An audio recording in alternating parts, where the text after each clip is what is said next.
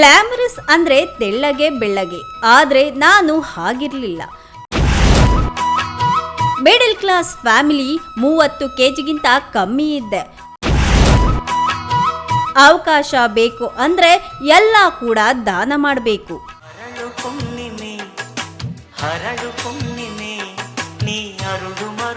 ಚಂದ್ರಮುಖಿ Pranasakhi cinema ಅಂದ್ರೆ ನಮ್ಮ ಕಣ್ಣ ಮುಂದೆ ಬರೋದು ದಾವಣಗೆರೆ ಚೆಲುವೆ ಭಾವನಾ ರಾಮಣ್ಣ.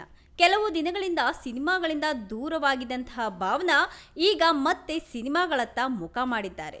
ಕಿರುತೆರೆಯಲ್ಲೂ ಸಹ ಸಕ್ರಿಯರಾಗಿದ್ದಾರೆ. ಭರತನಾಟ್ಯ ಕಲಾವಿದೆಯೂ ಆಗಿರುವಂತಹ ಭಾವನಾ ಅನೇಕ ವೇದಿಕೆಗಳಲ್ಲಿ ಕಾರ್ಯಕ್ರಮವನ್ನು ಕೂಡ ನೀಡಿದ್ದಾರೆ. ಭಾವನಾ ಮೊದಲ ಹೆಸರು ನಂದಿನಿ ರಾಮಣ್ಣ ಅಂತ. ನಿರ್ದೇಶಕ ಕೋಡ್ಲು ರಾಮಕೃಷ್ಣ ನಂದಿನಿ ಹೆಸರನ್ನ ಭಾವನಾ ರಾಮಣ್ಣ ಅಂತ ಬದಲಾವಣೆ ಮಾಡಿದ್ದಾರೆ. 1996ರಲ್ಲಿ ತುಳು ಚಿತ್ರದ ಮೂಲಕ ತಮ್ಮ ನಟನೆಯನ್ನ ಆರಂಭಿಸಿದ ಭಾವನಾ 1997ರಲ್ಲಿ ನೀ ಮುಡಿದ ಮಲ್ಲಿಗೆ ಅನ್ನೋ ಚಿತ್ರದ ಮೂಲಕ ಕನ್ನಡ ಚಿತ್ರರಂಗಕ್ಕೆ ಬಂದರು. ನಂತರ ನಂಬರ್ 1, ಚಂದ್ರಮುಖಿ ಪ್ರಾಣಸಖಿ, ದೇವಿರಿ, ದೀಪಾವಳಿ, ಎಲ್ಲರ ಮನೆ ದೋಸೇನು, ಕುರಿಗಳು ಸಾರ್ ಕುರಿಗಳು, ಪರ್ವ, ನಿನಗಾಗಿ, ಚೆಲ್ವಿ, ರಾಂಗ್ ನಂಬರ್, ಪ್ರೀತಿ ಪ್ರೇಮ ಪ್ರಣಯ, ಶಾಂತಿ, ಫ್ಯಾಮಿಲಿ, ಇಂತಿ ನಿನ್ನ ಪ್ರೀತಿಯ, ಆಪ್ತರಕ್ಷಕ, ಚಿಂಗಾರಿ, ಭಾಗೀರಥಿ, ಕ್ರೇಜಿ ಸ್ಟಾರ್, ನಿರುತ್ತರ ಅನ್ನೋ ಸಿನಿಮಾಗಳಲ್ಲಿ ಸಹ ಅವರು ನಟನೆಯನ್ನ ಮಾಡಿದ್ದಾರೆ.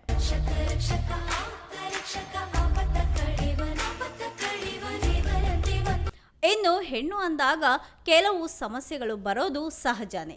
ಇಂಡಸ್ಟ್ರಿ ಅಂದಮೇಲೆ ಅದು ಇದ್ದೇ ಇರುತ್ತೆ. ಈಗೆಲ್ಲ 100 ಮದುವೆಗಳಲ್ಲಿ 10 ಮದುವೆ ಉಳಿದ್ರೆ ಅದೇ ಹೆಚ್ಚು. ಒಂದು ವೇಳೆ ನಮ್ಮ ಕನ್ನಡ ಚಿತ್ರರಂಗದಲ್ಲೂ ಸಹ ಆ ರೀತಿ ಕೆಟ್ಟದ್ದು ಇದೆ ಅನ್ನೋದಾದರೆ ಅಲ್ಲಿ ಕೆಲಸ ಮಾಡೋದಕ್ಕೆ ಹೋಗಲೇಬೇಡಿ. ಕಾಸ್ಟಿಂಗ್ ಕೌಚ್ನ ಕೂಗು ನಮ್ಮ ಇಂಡಸ್ಟ್ರಿಯಲ್ಲಿ ಕೇಳಿ ಬಂದಿಲ್ಲ, ಆದರೆ ಮಲಯಾಳಂ ಚಿತ್ರರಂಗದಲ್ಲಿ ಇದೆ. ಒಮ್ಮೆ ನಿರ್ಮಾಪಕ ಒಬ್ಬರು ನನ್ನ ಡ್ರೆಸ್ಸಿಂಗ್ ರೂಮ್ಗೆ ಬಂದು ತೊಂದರೆ ಕೊಟ್ಟಿದ್ರು ಅಂತ ನಟಿ ಭಾವನಾ ಹೇಳ್ಕೊಂಡಿದ್ದಾರೆ. ಇಷ್ಟೆಲ್ಲ ಚಿತ್ರಗಳಲ್ಲಿ ನಟಿ ಭಾವನಾ ನಟಿಸಿದ್ರೂ ಸಹ ಅವರು ಎಂದಿಗೂ ಗ್ಲಾಮರಸ್ ನಟಿ ಅಂತ ಅನ್ನಿಸ್ಕೊಳ್ಳೇ ಇಲ್ವಂತೆ. ಈ ಕುರಿತು ಯೂಟ್ಯೂಬ್ ಒಂದಕ್ಕೆ ನೀಡಿರುವ ಸಂದರ್ಶನದಲ್ಲಿ ನಟಿ ನೋವಿನಿಂದಲೇ ಹೇಳಿದ್ದಾರೆ.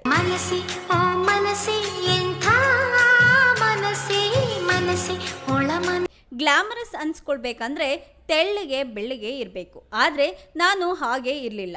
ದಾವಣಗೆರೆಯ ಮಿಡಲ್ ಕ್ಲಾಸ್ ಫ್ಯಾಮಿಲಿಯಿಂದ ಬಂದ ನಾನು ಹುಡುಗಿ ಆಗಿದ್ದಾಗ 30 ಕೆಜಿಗಿಂತಲೂ ಸಹ ಕಡಿಮೆ ಇದ್ದೆ. ಆಗಲೂ ಸಹ ತೂಕ ಕಡಿಮೆ ಅಂತ ಲೇವಡಿ ಮಾಡ್ತಾ ಇದ್ರು. ಈಗಲೂ ಗ್ಲಾಮರಸ್ ನಟಿಯಾಗಿ ನಾನು ಗುರುತಿಸ್ಕೊಂಡಿಲ್ಲ. ಗ್ಲಾಮರಸ್ ಲುಕ್ಗೆ ಬೇಕಾಗುವಂತಹ ಯಾವುದೇ ರೀತಿಯ ಅರ್ಹತೆ ನನಗೆ ಇಲ್ಲ ಅಂತ ಅವರು ಹೇಳಿದ್ದಾರೆ. ಮೊದಲ ಸಿನಿಮಾ ತುಳು ಮಾರಿಬಲೆಯಲ್ಲಿ ನಟಿಸೋದಕ್ಕೆ ಅವಕಾಶ ಸಿಕ್ಕಿದ್ದು ಆಕಸ್ಮಿಕ ಅನ್ನೋ ನಟಿ ಯಾವುದೇ ಕಾರಣಕ್ಕೂ ಸಹ ಮಲಯಾಳಂ ಸಿನಿಮಾದಲ್ಲಿ ನಟಿಸುವಂತಹ ಆಸೆ ನನಗೆ ಇರಲಿಲ್ಲ ಅಂತ ಹೇಳಿದ್ದಾರೆ.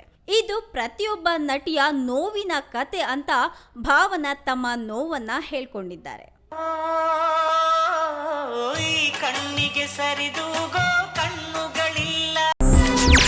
ಹೆಚ್ಚಿನ ಸುದ್ದಿಗಳಿಗಾಗಿ ನಮ್ಮ ಚಾನೆಲ್ನ ಸಬ್ಸ್ಕ್ರೈಬ್ ಮಾಡಿ.